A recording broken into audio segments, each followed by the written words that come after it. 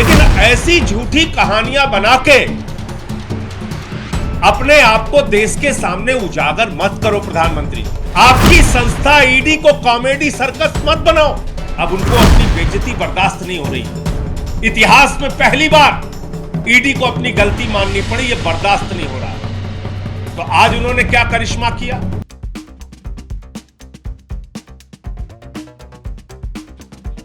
एक और नई चार्जशीट फाइल हुई है ईडी के द्वारा,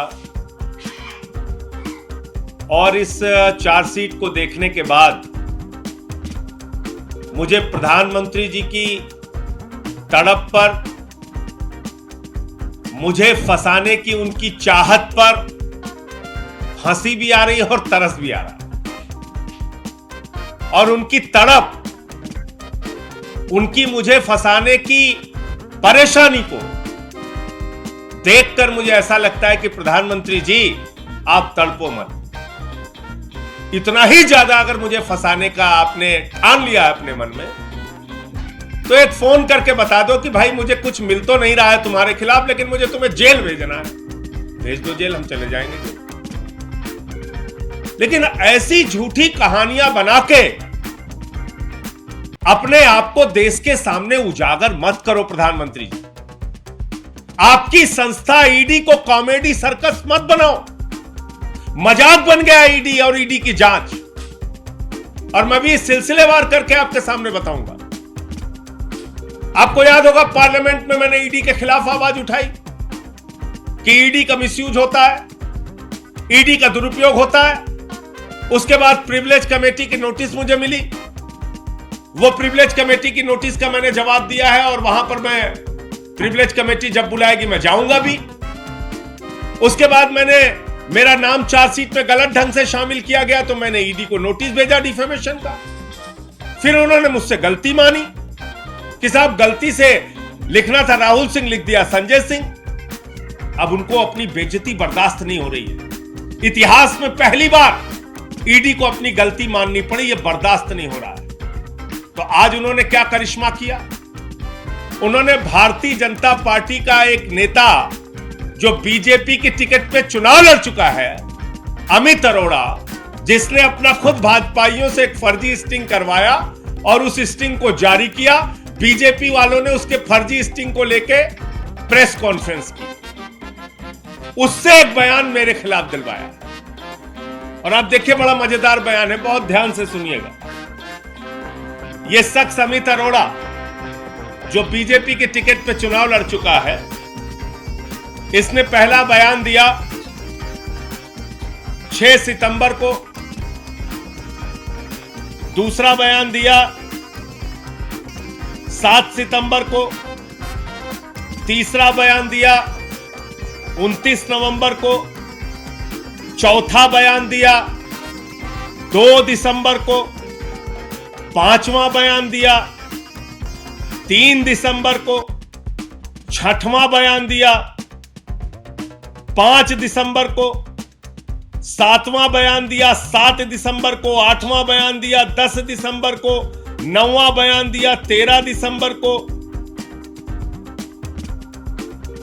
10वां बयान दिया 13 दिसंबर को, और उसके बाद बीच में निकल जाता है, बाहर निकलता है। और फिर इसने बयान दिया 27 मार्च को। मैं इतना अनजान व्यक्ति हूं, इतना गुमनाम व्यक्ति हूं कि अमित अरोड़ा जो 10 बार ईडी को बयान देता है, 10 बार, उसमें संजय सिंह का नाम नहीं लेता। 10 बार, ये सारी तारीखें हैं मैंने जो आपके सामने रखी, और 10 बार इसका दिया गया बयान है ईडी के सामने। 10 बार ये शख्स जो बीजेपी के चुनाव पे टिकट पे लड़ चुका है, चुनाव, अमित अरोड़ा बीजेपी के टिकट पे जो चुनाव लड़ चुका है, 10 बार के बयान में ये ईडी के सामने संजय सिंह का नाम नहीं लेता।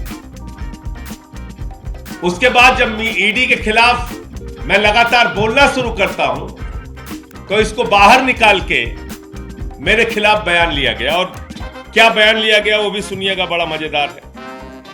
ऐसा बयान लिया गया जिसका इस शराब की पॉलिसी से कोई लेना देना नहीं। देखिए आप, ये चल रही है मोदी जी की जांच, ये चल रही है मोदी जी की कॉमेडी।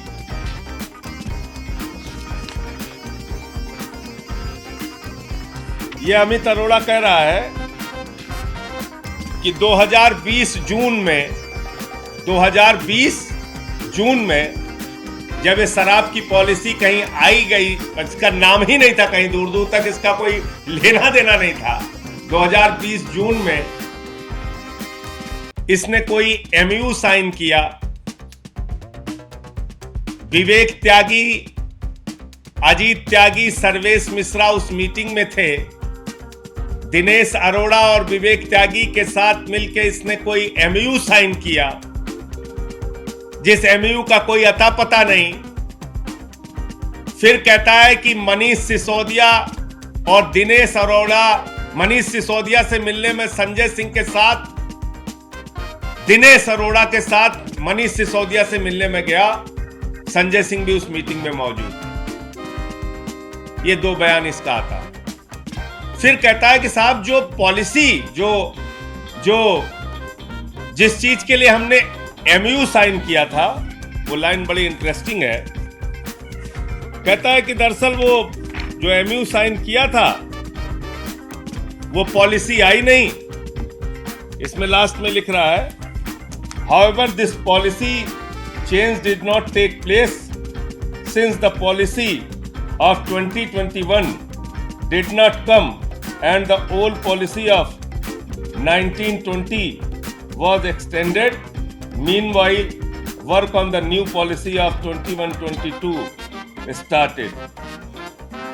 तो ये कह रहा है कि एक एमयू साइन हुआ, सब कुछ हुआ, लेकिन क्योंकि वो पॉलिसी आई नहीं, इसलिए उस एमयू पे कोई काम भी नहीं हुआ।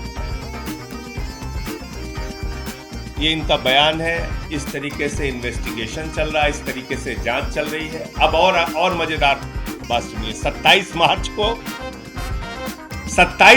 को इस व्यक्ति का बयान लिया गया। याद रखिएगा, 10 बार में इसको संजय सिंह का नाम याद नहीं आया, विवेक त्यागी का भी नाम याद नहीं आया, अजीत त्यागी और सर्वेश मिश्रा का भी नाम 10 बार की पूछताछ में याद नहीं आया। हमारे किसी सहयोगी का नाम याद नहीं आया, मेरा नाम याद नहीं आया, मेरे साथ ये मनीष सिसोदिया से मिलने गया था, ये बात भी याद नहीं आई। 10 बार इससे पूछताछ हुई। मैंने सारी तारीख बता दी। जो व्यक्ति है 9 अप्रैल को उससे पूछा जाता है कि क्या कोई आपकी मीटिंग हुई थी संजय सिंह और मनीष सिसोदिया के साथ? तो दिनेश अरोड़ा कह रहा है नो, नेवर। इससे पूछ रहे हैं कि have you ever met Manish Sisodia at his residence with Amit Arora? ये 9 अप्रैल को पूछा जा रहा है। 27 को अमित अरोड़ा का बयान है और 9 अप्रैल को इनसे पूछा जा रहा है कि have you ever met Manish Sisodia at his residence with Amit Arora? ये दिनेश अरोड़ा से पूछा गया 9 अप्रैल को। तो वो कह रहा है नो, नेवर। ये भी इसी बयान में लिखा।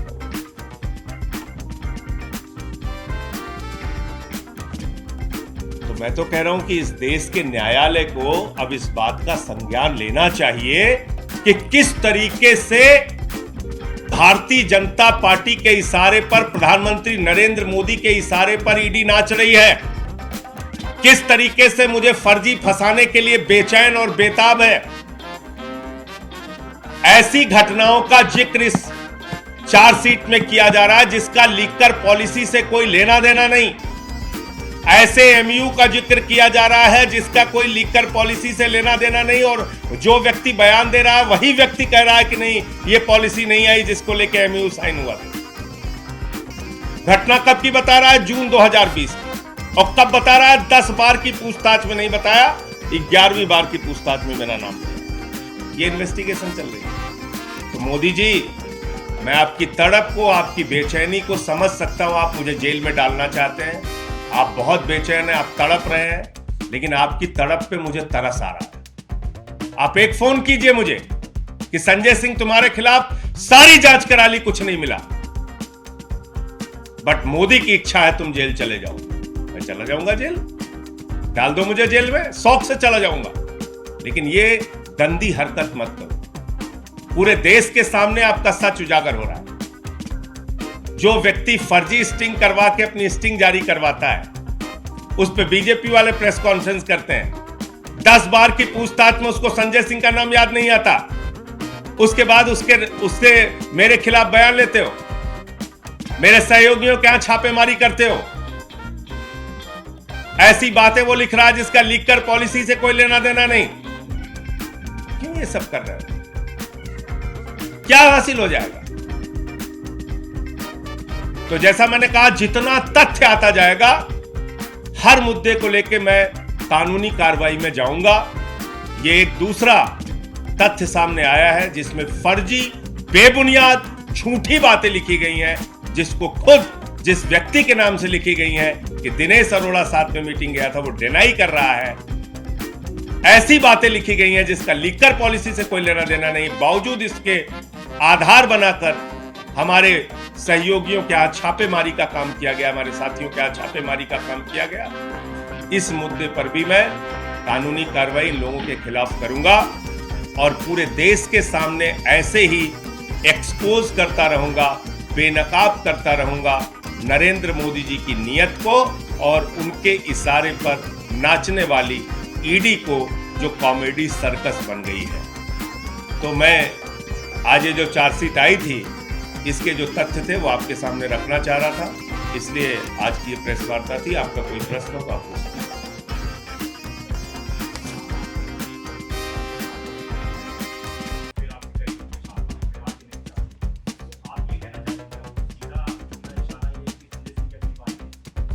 बहुत साधारण सी एक लाइन में आपको समझ में आ जाएगा। क्या मैं इतना गुमनाम व्यक्ति हूं कि एक आदमी से ईडी पिछले साल के सितंबर महीने से, और अब आ गया मई, पिछले साल के सितंबर महीने से अब तक 10 बयान ले चुकी है। और ये पूरा बयान है, रखा है, देखिएगा, ये पूरा का पूरा बयान रखा हुआ है उसका। इसमें और भी लोगों के बयान है, लेकिन उसके बयान है, पूरे के पूरे बयान। ये पढ़िए। 10 बार के बयान में ना तो उसको संजय सिंह याद आते हैं, ना विवेक त्यागी याद आते हैं, ना सर्वेश मिश्रा याद आते हैं, ना अजीत त्यागी याद आते हैं। और 11वें बार के बयान में फंसाने की साजिश के तहत एक ऐसी एमयू और ऐसी पॉलिसी का जिक्र किया जा रहा है 2020 जून का, जिसका लीकर पॉलिसी से कोई लेना देना नहीं। लीकर पॉलिसी का तो जन्म ही नहीं हुआ था तब। तो ये फंसाने की साजिश नहीं तो और क्या है? ये बदनाम करने की साजिश नहीं है तो और क्या है? और इसको लेकर अगर मैं कानूनी कार्रवाई नहीं करूंगा तो मेरे पास रास्ता और क्या है?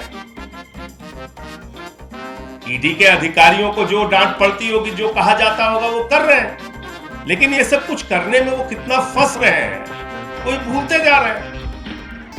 आपने बता दिया संजय सिंह, दिनेश अरोड़ा और मैं गया था मनीष सिसोदिया के घर, मैंने मीटिंग कराई। जिस व्यक्ति का नाम ले रहे हो, वो 9 अप्रैल को जब उससे पूछा जा रहा है, वो कह रहा है नहीं साहब, ऐसी कोई मीटिंग नहीं हुई, कभी नहीं। तो इसलिए मैं फिर मोदी जी से कहना चाहता हूं कि अगर आपके मन में, मैं आज दिल से कहना चाहता हूं कि मोदी जी, अगर आपके मन में संजय सिंह को फंसाने की इतनी ज्यादा तड़प और तरस है, इतनी ज्यादा आपको बेचैनी है, तो आप देश के प्रधानमंत्री हो। दूसरा काम आपके ऊपर बहुत ज्यादा है। एक फोन करके मुझे कहो कि संजय सिंह, आपके खिलाफ कुछ नहीं मिल रहा है, मुझे आपको जेल में डालना है, आप चले जाओ, मेरी संतुष्टि के लिए चले जाओ। मैं चला जाऊंगा, मैं जेल में चला जाऊंगा। आप फोन करके बता दो कि मुझे कुछ नहीं मिल रहा है, फिर भी जेल में डालना है, मैं चला जाऊंगा जेल। लेकिन पूरे देश के सामने आपका घिनौना खेल उजागर हो रहा है। मोदी जी, ये मत करो, ये अच्छा नहीं है। आपको देश के लिए और सारे काम करने। एक फोन करके कहो कि कुछ नहीं मिल रहा है, फिर भी हमें जेल भेजना है, मैं चला जाऊंगा जेल। आप दूसरा कोई काम करो, देश के बहुत सारे काम है, उसको करो। एक आदमी को फंसाने के लिए इतनी साजिशें, इतना खेल। पहले झूठा नाम डलवाते हो, फिर कहते हो ईडी से गलती हो गई, फिर 3-3 चार्जशीट में गलत नाम, तीनों जगह कोर्ट में लिख के देते हो गलती हो गई। फिर 10 बार एक आदमी बयान देता है, वो मेरा नाम नहीं लेता। 11वें बार जब वो बयान देता है और उसी पीरियड में वो थोड़े दिन के लिए शायद बीमारी के कारण बाहर भी गया था, और ऐसा व्यक्ति जो बीजेपी के टिकट पे चुनाव लड़ चुका है। ये है इनकी सच्चाई। तो इसलिए तो अब साफ है कि फंसाने के अलावा इस जांच में क्या है, ये झूठ का पुलिंदा है और कुछ नहीं।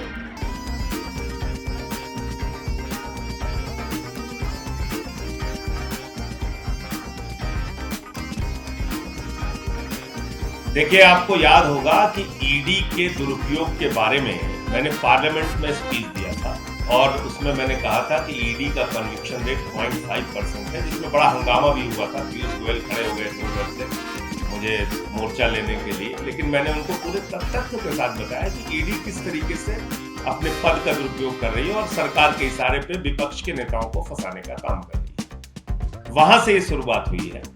निश्चित रूप से चुनाव भी उसका कारण हो सकता है, लेकिन सबसे बड़ा कारण एक दुर्भावना और नफरत से भरी हुई प्रधानमंत्री नरेंद्र मोदी जी की सोच है, जो किसी भी हालत में आम आदमी पार्टी के नेताओं को बर्दाश्त नहीं कर पा रहे, जो किसी भी हालत में एक एक करके हमारे नेताओं को जेल में डालना चाहते। और इसलिए देखिए, आपने क्या कहा था, 14 फोन मनीष सिसोदिया ने तोड़ दिए, कहानी बनाई थी सारे टीवी चैनल। तो ये बदनाम करने का एक जो प्रोग्राम चला रखा है, बदनाम करने की एक फैक्ट्री जो बना रखी है ईडी को, तो अब वो तो अब नहीं चलेगा। अब तो आपकी एक एक झूठ को देश के सामने रखेंगे। आपको फांसी पे चढ़ाना है, चढ़ाओ, कोई दिक्कत नहीं। लेकिन आप जो भी झूठ बोलोगे, जो भी कुछ गलत करोगे, उस पर कानूनी कार्रवाई भी करूंगा और देश के सामने मीडिया के माध्यम से आपका सच भी उजागर करूंगा। और ये आप किसी 10वीं के बच्चे को भी अगर आप बोल देंगे और ये पूरा रखा हुआ है, तो उसको समझ में आ जाएगा कि जिस आदमी को संजय सिंह का नाम, संजय सिंह के सहयोगियों का नाम 10 बार की ईडी की पूछताछ में याद नहीं आया, अचानक उसको 27 मार्च को कैसे याद आया? आप सोच सकते हैं। इसमें ज्यादा दिमाग लगाने की जरूरत नहीं है।